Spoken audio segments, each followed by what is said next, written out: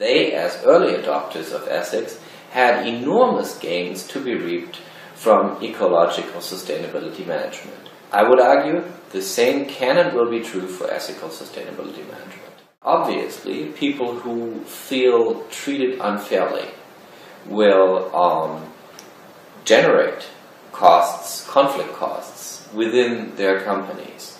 They will collaborate less, cooperate worse, and they will not engage in any form of supererogatory action on behalf of the firm's goals. And so simply to drive down transaction costs amongst employees who are engaged in collaborative labor, this might be a very good rationale for firms to see something in ethics that could help them advance and pursue their strategy. Managers that had dealt with the managing of ecological sustainability only for a brief period of time came down and said, it is basically helping us to avoid costs, reputation costs, litigation costs, transaction costs, and so on. So it's basically taking something negative out, whereas managers who had already a more long-standing exposure to the managing of ecological sustainability said, yes, this is important, but what is more is the strategic gains, the strategic opportunities that we could capture because we committed to the goal of ecological sustainability.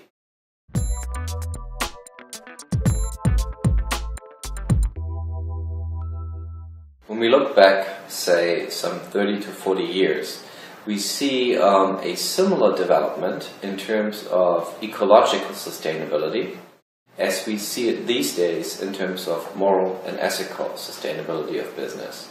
So some 40 years ago, business leaders might have said, that's not at all a topic for us to concern ourselves with.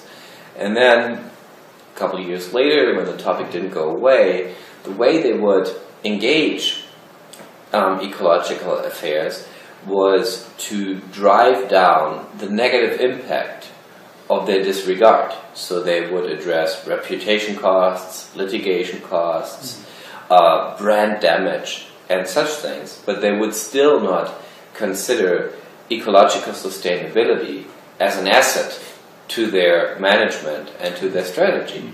And only in recent years have we seen that ever more managers and CEOs do embrace demands for ecological sustainability for the very own business value of that proposition.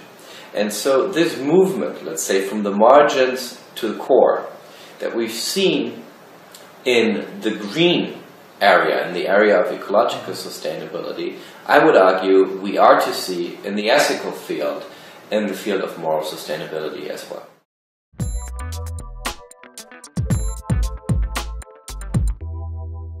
The Global Ethics Institute was founded in 2012. It continues the work of Professor Hans Küng, a Swiss theologian, who started the Global Ethics project in the early 1990s.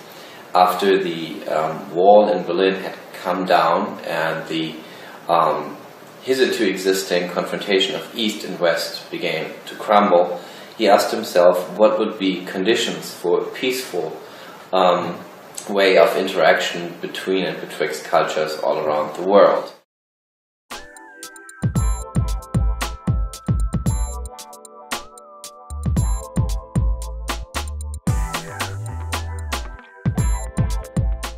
He did find in all world cultures and in their spiritual traditions, in all world religions, a strong convergence at the very root of ethical convictions.